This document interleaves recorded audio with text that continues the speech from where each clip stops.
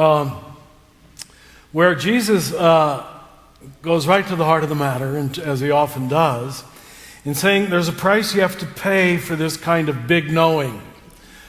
And he says the single grain of wheat, it's a marvelous metaphor really, the single grain of wheat that each person is, it has to die to itself.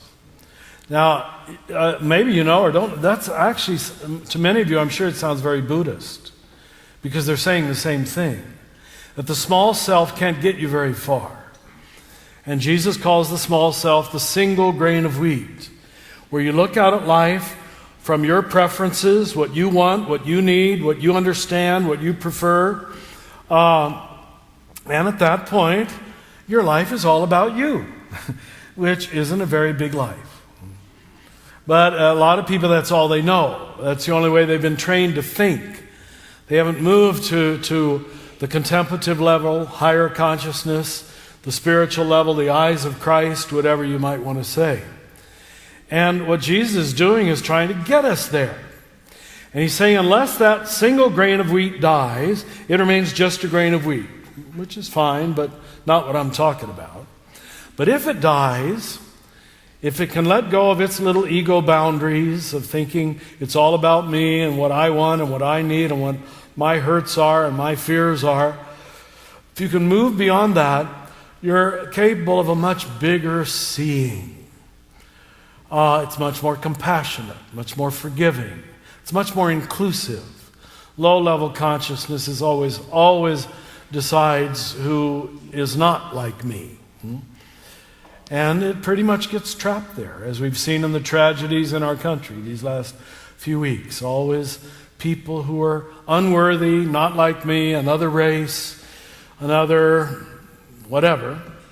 And it becomes fully justified in their little mind, and it is little, you have to say that. In their little mind, it's all justified to even kill. And if we look at human history, much of this has been done, I'm sad to say, in the name of religion and the name of God. Because if you have God behind you saying these people are bad and my people are good, well, you can kill with impunity. Without any guilt, but actually feeling rather good about yourself. Brothers and sisters, you've got to know that's what we're dealing with in our world. And why this somewhat hard message, and the messages are getting harder as we now move 2 weeks into, or a week into Holy Week. That the language of something's got to die for something to live. Now in the book I just tried to write, I call that something that has to die, your false self. It's not your bad self. It just isn't real. It allows you to do very stupid things without realizing they're very stupid. And now normally the trials of life, the suffering of life, the maturity of life, little by little along the way, you learn to distinguish between the real and the unreal, between what lasts and what doesn't last at all. And you recognize the different aspects of the false self.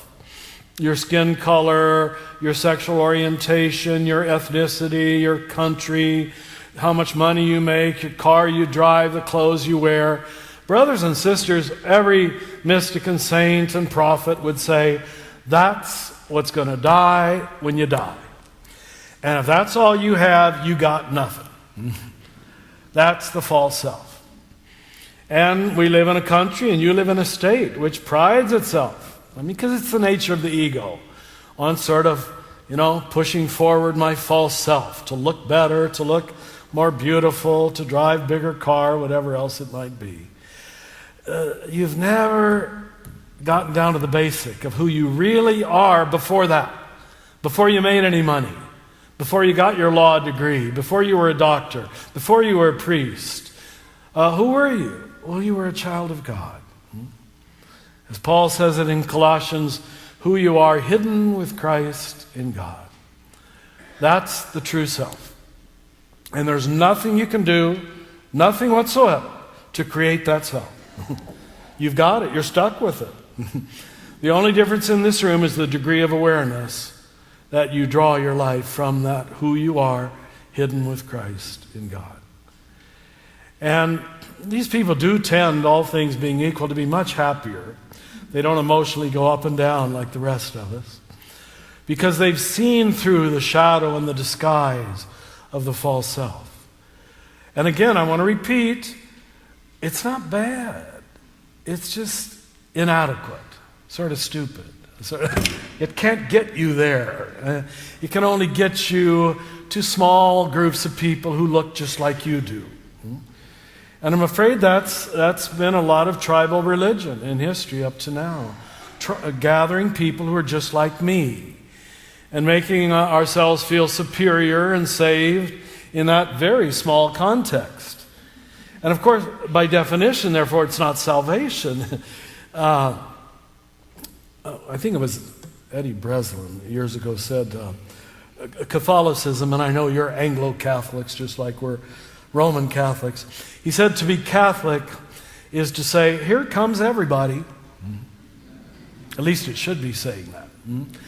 Because that's the word that the church took to itself already in the 2nd century. This universal people. This people who discovered the real, the substantial, their inner DNA, their divine nature, and that created the level playing field. That created the common ground. That created the community. And as I just said, once you see it in yourself, totally undeserved, unmerited, unachieved, then you know everybody else has it too.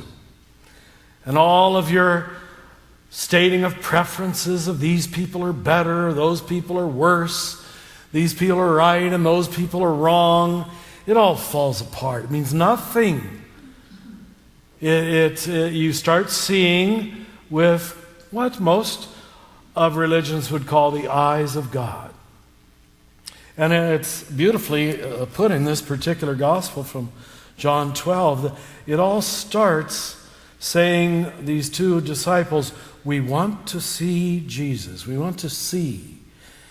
And then Philip passes it on to Andrew. And it's all about learning how to see. Religion is about learning how to see. And the broader you can see, the more you see with the eyes of God. It's so simple that it's hard to teach. It really is. Simple things are very hard to teach because for some reason we're convinced it should be complex. You see, salvation, and I don't think this makes me a heretic. Some of you might think so. But salvation is not a matter of if, it's a matter of when. When are you going to get it? And a lot of people, hospice workers are telling us this, a lot of people put it off till the last 5 months, the last 5 days, some the last 5 hours, and believe it or not, some the last 5 minutes. But according to the testimony of thousands of hospice workers, almost everybody gets it at the end. You know, I got to let go of all of it. And so what we say about salvation, I want to say also about death. It's not a matter of if. It's a matter of when. And what religion is about at its more mature levels is dying before you die. Dying before you die, and then you're not afraid of dying. As the poet said, death can do me no harm. But you have to have done it once to let go of what you think is essential. What you think is absolutely true and forever me, and if I don't have this, I can't be happy. So we're practicing dying ahead of time, you see? And little by little you say, you know what, that's not me, or don't need that. Now these are the people who don't have to wait for the last 5 days of life to get it. They find the essential self. You see, the true self is nothing you create. As I said before, you can't, because you already have it. You fall back into it. You fall back into it. You collapse into it. And you say, Eureka, as Jacob at the foot of Jacob's ladder. You were here all the time, and I never knew it. And my great sadness after being a priest for so many years is, in my experience, even the vast majority of Christians don't know it. They're still trying to achieve worthiness, and they never get worthy enough. And as long as they keep trying to climb, they always live with a kind of sense of inadequacy and inferiority.